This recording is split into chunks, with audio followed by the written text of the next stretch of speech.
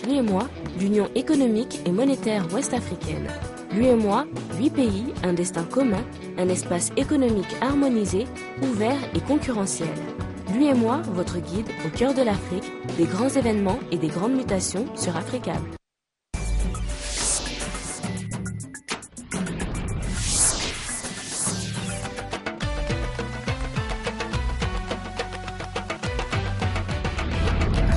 Mesdames, Messieurs, bonsoir. Voici les titres de ce journal. Cérémonie symbolique de passation de charges entre le lieutenant-colonel Zida et le président de la transition Michel Kafando, Burkina, une occasion de replacer le pays sur l'échiquier international. Au Niger, la Cour constitutionnelle vient de constater la vacance du président de l'Assemblée nationale en fuite depuis plusieurs mois. L'élection d'un nouveau président devrait être organisée dans les prochains mois. Et en fait célébration ce vendredi de la journée mondiale de la télévision, une occasion de se poser la question sur la télévision de demain. Ismaïla Sidibé, le PDG du groupe Africable Télévision, répondra à nos questions. Voilà pour le sommaire sur le Burkina Faso que nous ouvrons ce journal. Alors que le gouvernement est toujours attendu, une grande cérémonie officielle est organisée ce vendredi à Ouagadougou, symbolique certes, en présence de plusieurs chefs d'État de la sous-région que vous voyez sur ces images, donc qui marque véritablement l'arrivée de Michel Kafando au palais présidentiel de Kosiam. Nous y reviendrons sur cette cérémonie plus en détail dans nos prochaines éditions. Quelques heures plus tôt, le président sénégalais était en France. Macky Sall s'est prononcé sur le rôle joué par l'armée burkinabé dans la transition. Je vous propose de l'écouter. Les militaires au Burkina font partie du décor politique, quelque part. Donc, comme vous le savez, il y a une situation inédite où le président n'était plus là, le gouvernement a été dissous, l'Assemblée brûlée, elle n'était plus là. Donc, il y avait un vide et la rue était dehors. Par conséquent, la seule organisation qui était en mesure de maîtriser la situation, c'était l'armée. Donc, dès lors que cette armée a négocié avec les civils et est arrivé à un compromis et que l'armée a accepté le principe sur lequel nous n'avions pas du tout lésiné, c'est-à-dire qu'il ne pouvait pas y avoir un chef de l'État militaire. Ça, c'était pas acceptable. À partir de ce moment, le reste, je pense que c'est un processus qui peut être accompagné pour une année. Voilà le président sénégalais qui était plutôt à Paris, vient d'arriver donc, il assiste à la cérémonie de passation des charges au Burkina Faso. Autre titre de ce journal, au Niger, la Cour constitutionnelle vient de constater la vacance du président de l'Assemblée nationale, Hama Amadou, en fuite déjà depuis plusieurs mois, une vacance qui implique l'élection des nouveaux présidents de l'Assemblée nationale. Sarki Aboubakar Azagabachi avec notre bureau à Niamey. Le contenu de l'arrêt numéro 16 du 20 novembre 2014 est assez explicite. La Cour constitutionnelle constate la vacance du président de l'Assemblée nationale pour son absence prolongée et non justifiée. La vacance étant constituée, elle a pour conséquence de provoquer l'élection d'un nouveau président de l'Assemblée nationale dans un délai de 15 jours. S'il est vrai que la question de la succession de Hama Amadou à la tête de l'Assemblée nationale alimentait les débats depuis plusieurs mois, les choses sont aujourd'hui clarifiées. Qui sera le nouvel homme fort et la deuxième personnalité du pays? Les prochains jours seront sans doute déterminants pour la course au titre. Célébration ce vendredi 21 novembre de la journée mondiale de la télévision, instituée par les Nations Unies en 1996. Cette journée permet d'encourager les échanges mondiaux des programmes entre les télévisions, des programmes se concentrant sur la paix, la sécurité, le développement social, économique et l'amélioration de l'échange culturel. Aminata Mariko nous en dit plus dans ses reportages. Reconnaissant l'influence croissante de la télévision sur les processus de décision en attirant l'attention de l'opinion publique mondiale sur les conflits et les menaces à la paix et à la sécurité sur les questions économiques et sociales, l'Assemblée générale de l'ONU, dans sa résolution 51-205 du 17 décembre 1996, a institué le 21 novembre Journée mondiale de la télévision. Les communications sont aujourd'hui au cœur des questions internationales, non seulement à cause de leur importance pour l'économie mondiale, mais aussi à cause de leurs implications pour le développement social et culturel. La télé informe, divertit, éduque et permet aussi aux téléspectateurs d'échanger via le boom de la social TV.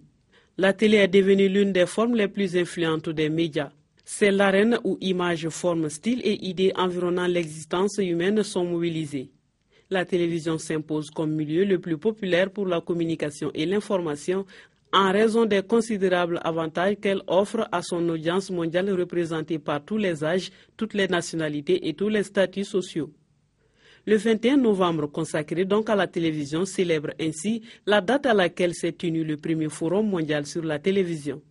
L'ONU voulait ainsi encourager dans le monde entier des échanges d'émissions portant notamment sur des questions telles que la paix, la sécurité, le développement économique et social et le renforcement des échanges culturels.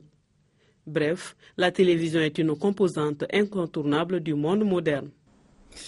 Voilà donc pour parler de cette journée et de la place de la télévision de demain. Nous recevons sur ce plateau M. Ismaïla Sidibé, le PDG du groupe Africable Télévision. M. Sidibé, bonsoir. Oui, bonsoir, Christian. Et merci d'avoir accepté notre invitation. Alors, où en est-on aujourd'hui? Première question, avec les échanges des programmes télé entre Africable Télévision et ses partenaires. Vous savez, le thème retenu cette année-ci, on le voit depuis 10 ans. Africable a 10 ans aujourd'hui. Exactement. Nous l'avons développé, ne serait-ce que permettre à la diaspora africaine qui est en Afrique de donner les JT de 11 télévisions nationales chaque soir dans leur partie nationale.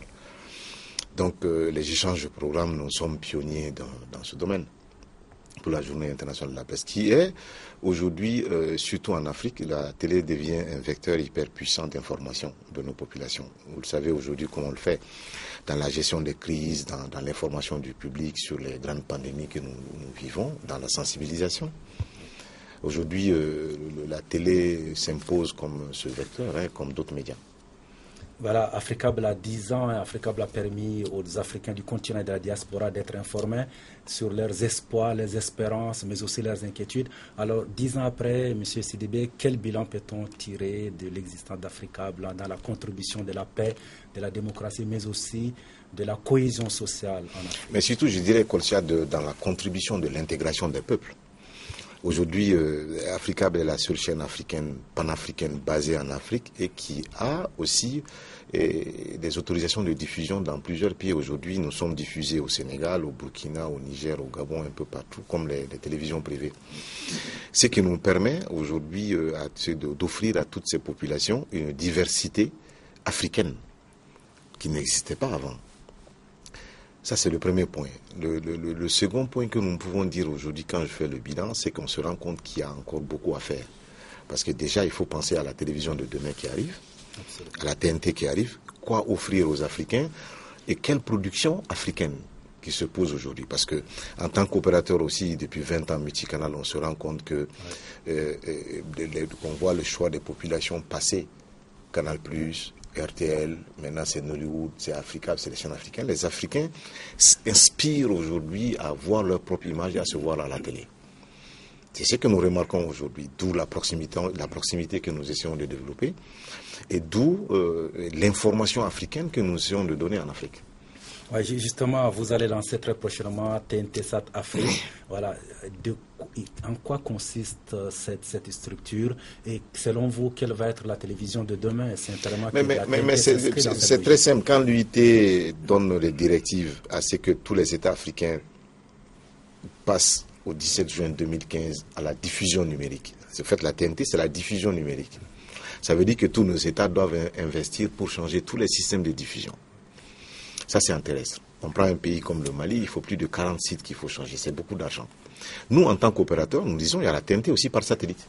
Donc, ce que TNT-SAT n'est rien d'autre que d'offrir un second créneau d'abord à nos États et à nos populations, de recevoir aussi la TNT par satellite. D'où TNT-SAT Africa. C'est rien d'autre que ça. C'est-à-dire que donc, depuis le début de l'année, les populations pourront recevoir leur TNT par satellite. Et ce que nous avons développé comme récepteur, ils pourront aussi recevoir les multiplexes diffusés en terrestre par les États. Donc nous ne sommes que complémentaires de cela. Mais selon vous, en quoi consistera la télévision de demain? Mais la télévision de demain sera la télévision de proximité, la télévision interactive avec les réseaux sociaux. Les gens veulent participer à la vie de leur nation en donnant leur avis, ne serait-ce que ça.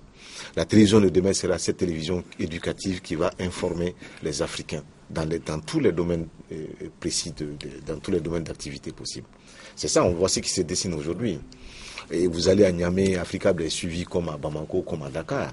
Donc la télévision de demain, c'est la télévision de proximité. Ce n'est pas obligatoirement des chaînes de télévision qui seront spécifiques. Et la télévision de demain sera aussi thématique. avec ce que nous offre aujourd'hui la TNT, il y aura une multitude de chaînes qui vont arriver, d'où des chaînes thématiques de cinéma, de cuisine, de musique, de culture, la TNT pouvoir offrir tout ça.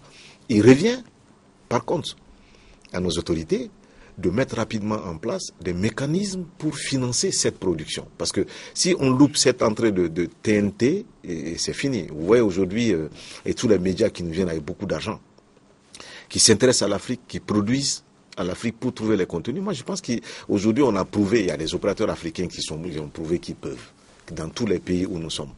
Maintenant, quitte à ce qu'on ait des réglementations et puis surtout des mécanismes de financement de cette production africaine. Monsieur Ismaël Sidibé, merci d'avoir répondu à nos questions. Merci, Kosia. La suite de ce journal, c'est dans une ambiance de convivialité qui s'est déroulée hier jeudi, la cérémonie de passation officielle du nouveau président de la maison, d'installation officielle du nouveau président de la maison de la presse du Mali. Désormais, c'est une équipe de 7 membres, dont une femme présidée par Draman Aliou Kone qui prend le relais, qui succède à Makan Kone dont le mandat est arrivé à terme. Je vous propose d'écouter quelques réactions au micro de nos reporters Fatoumata Togola et Sekou Doumbia. Notre équipe, on vient avec une lourde charge parce que l'équipe sortante a fait ce qu'elle pouvait faire et nous, on se rend compte que la tâche est extrêmement difficile. Et quand on lit son rapport de prestation de service, je pense qu'il a fait à la limite un grand testament qui doit constituer avant tout un devoir de travail. Il a bossé d'une manière très responsable et d'une manière sincère. Tout ce qui n'a pas marché ici. Les problèmes de fonctionnement, des rapports entre les associations et la mise en place et les associations membres, les rapports entre la mise en place et les partenaires. Et il a donné des conseils, des indications. Il a ouvert des perspectives pour nous tous. Vous le savez, le paysage audiovisuel va évoluer au Mali. Le Mali a commencé le processus de transition vers le numérique, qui va aboutir à la création de plusieurs chaînes de télévision privées. C'est donc une nouveauté. Là aussi, il faudra voir comment la maison de la presse peut accompagner cela. La tâche est grande, mais je n'ai aucun doute que vous saurez, avec l'ensemble de votre équipe, relever ces défis. Ce que je peux vous dire pour conclure, c'est que vous pourrez compter sur mon accompagnement, sur l'accompagnement du gouvernement, pour vous accompagner et faire en sorte que nous ayons une presse encore plus riche, encore plus professionnelle, avec des journalistes mieux formés, mieux payés aussi. Lutte contre le virus Ebola au Mali, la mobilisation ne faiblit pas et se poursuit donc ce vendredi. Ce sont les membres du parti Convergence pour le développement du Mali qui ont procédé à une remise des kits sanitaires aux populations de Djikoronipara en commune 4 de Bamako. Reportage Albertine Dotse, Malik Mbaye. Sécurité, stop Ebola. C'est avec ce slogan que le Parti de la Convergence pour le développement au Mali, CODEM, a décidé de s'engager dans la lutte contre l'épidémie d'Ebola. Après une première activité de sensibilisation par les femmes du parti, cette fois-ci, c'est une opération de distribution de kits sanitaires dans la commune 4 de Bamako. Et ce don, c'est pour la population de Djikoroni, surtout aux mosquées et aux écoles. Parce que c'est les grands lieux de rassemblement qui sont des lieux où les gens peuvent facilement contacter le virus. Et sans compter que Djikoroni est à l'entrée un peu du Mali, du côté de la Guinée. Voilà pourquoi notre structure locale, c'est-à-dire la sous-section CODEM, présidée par Omar Koulibaly, a pris l'initiative de faire cette cérémonie. Chaque fois que la nation a appelé à réagir sur des problèmes, la CODEM a toujours répondu présente. Les kits sanitaires serviront à équiper certaines écoles, mosquées et lieux publics de la commune 4. Les bénéficiaires comptent en faire usage pour intensifier la sensibilisation et combattre ainsi l'épidémie. Inch'Allah, nous allons l'amener à la mosquée. On est en train d'apprendre les gens de la mosquée comment se servir de ce matériel-là. Donc quand ça va arriver, on va leur expliquer aussi en même temps. La lutte contre Ebola étant une lutte collective, le CODEM estime jouer déjà sa partition et estime que d'autres initiatives de ce genre pourront également être menées par d'autres acteurs en vue de booster le virus hors du Mali.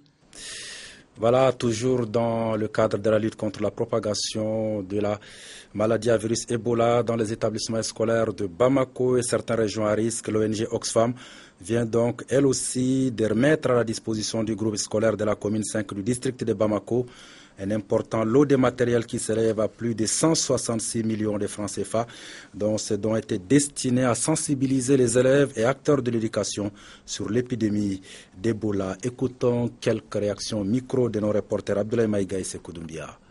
Le Mali est frappé depuis quelque temps par l'épidémie de la maladie à virus Ebola. Oxfam est une organisation humanitaire et nous avons pour vocation d'assister les personnes vulnérables et aussi donner une réponse à des crises humanitaires. Nous considérons que Ebola est une crise humanitaire de grande dimension parce que c'est une maladie infectieuse hautement contagieuse et que nous considérons qu'au niveau de l'école, les enfants sont très exposés à ces maladies-là. Nous avons donc décidé de donner des kits d'hygiène. Des kits d'hygiène qui comprennent le dispositif de lavage de mains, l'eau de javel, les savons et d'autres éléments accessoires qui vont avec, pour permettre aux enfants à l'école d'avoir tout ce qu'il faut pour pratiquer les mesures d'hygiène. Pour avoir reçu ces kits d'hygiène, surtout en ce moment critique de la présence de la maladie à virus Ebola dans notre pays, ces matériels-là seront bien utilisés. Et pour les enfants, et pour les anciens, et pour tous les villages. Ouverture ce vendredi à Libreville au Gabon du Forum sur la sécurité sociale. L'objectif de cette rencontre qui regroupe des experts venus d'Afrique est dérober l'échange des expériences rapportant aux prestations sociales attendues et offertes par des institutions telles que la Caisse de sécurité nationale du Gabon. Ismaël Obianze et Thierry Mensa avec notre bureau à Libreville. Premières assises du genre en 50 ans d'existence de la Caisse nationale de sécurité sociale. Le forum qui s'est ouvert ce matin à Libreville se donne pour objectif d'initier un nouveau modèle gabonais de sécurité sociale. La CNSS a traversé la moitié du siècle avec des prestations en clair-obscur. L'heure d'une sorte de remise en cause a peut-être sonné pour voir si les pièges du passé sont susceptibles d'être évités à l'avenir. La CNSS est aujourd'hui confrontée à un double défi. Celui d'assurer la pérennité des régimes existants et d'assurer aussi le développement de la protection sociale par l'extension de la protection à de nouvelles populations et à des risques non encore couverts conformément aux instructions du président de la République, chef de l'État, son Excellence Ali Bongo Ondimba, dans le plan stratégique Gabon émergent et dans le pacte social édicté en janvier dernier. La direction générale de la CNSS, sur base des études actuarielles de 2005 et 2013-2014, dit savoir les menaces qui pèsent sur son fonctionnement. Elle propose des réformes et de développer de nouveaux produits. C'est en cela que le soutien du gouvernement et des usagers lui est nécessaire. Toute réforme doit avoir, à mon avis, 4 clés indispensables. Il faut une stratégie clairement affichée, un plan d'action construit, un pilote bien identifié et ensuite une conduite de changement adaptée. Et en plus, il faut un séquençage en ce sens que la réforme doit être pragmatique, contrôlable, avoir une plateforme et basée sur la performance des systèmes. Le ministre de la Santé et de la Prévoyance sociale est convaincu que la mise en œuvre d'une nouvelle stratégie et une meilleure amélioration du mécanisme de sécurité sociale exige l'actualisation du Code de sécurité sociale. Avant de refermer ce journal, je vous propose un tour de l'actualité en bref et en images avec Aminata Mariko. Le Quai d'Orsay a annoncé la fin de l'identification des restes des victimes du crash de l'avion d'Air Algérie au Mali en juillet dernier ce jeudi. Cette identification permettra de restituer aux familles les restes mortels de leurs proches disparus dans la catastrophe et de mettre un terme à une attente douloureuse, a précisé le porte-parole du ministère devant la presse à propos de cette catastrophe qui avait fait 116 morts le 24 juillet dernier. Politique au Togo, les débats autour d'une éventuelle révision de la Constitution sur la limitation des mandats présidentiels sont nombreux. 2 manifestations ont eu lieu ce vendredi à Lomé. L'une à l'appel de l'opposition, plus précisément à l'appel du combat pour l'alternance politique en 2015, CAP 2015. L'autre manifestation rassemblait les partisans du pouvoir, à savoir les militants du parti UNIR et des associations qui lui sont proches. République centrafricaine, il y a une semaine, le cabinet de l'avocat français William Bourdon a porté plainte à Paris au nom de l'État centrafricain dans l'affaire des biens mal acquis du clan Bozizé. Les autorités de Bangui demandent l'ouverture d'une enquête sur le patrimoine en France d'anciens responsables du régime, propriété immobilière, avoirs financiers, voitures de luxe. Un patrimoine qui, selon le pouvoir de transition, n'a pas pu être acquis par des voies légales. Santé au Bénin pour finir, on connaît l'origine des 5 décès survenus au sein du personnel de santé de l'hôpital d'État Guieta, au nord-ouest du pays. Il s'agit de la fièvre hémorragique à virus Lassa. C'est la ministre de la Santé qui a donné l'information ce jeudi lors d'une conférence de presse. Ce virus est proche d'Ebola, mais il peut être soigné s'il est diagnostiqué à temps. Voilà, on va refermer donc ce journal, mais avant, c'est pour des raisons indépendantes de notre volonté. Votre émission, à votre avis, sur l'épidémie Ebola ne sera pas diffusée ce soir. Elle vous sera diffusée ultérieurement. Veuillez nous en excuser. La suite des programmes tout à l'heure à 21h30, Afrique Info, première partie, à 22h15, votre feuilleton Saloni. Passez d'excellents moments à notre compagnie. À demain.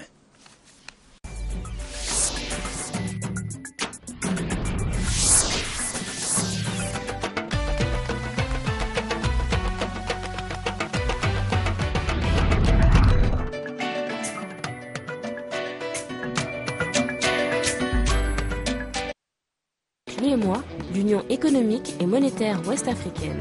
L'UEMOA, 8 pays, un destin commun, un espace économique harmonisé, ouvert et concurrentiel. L'UEMOA, votre guide au cœur de l'Afrique, des grands événements et des grandes mutations sur Africable.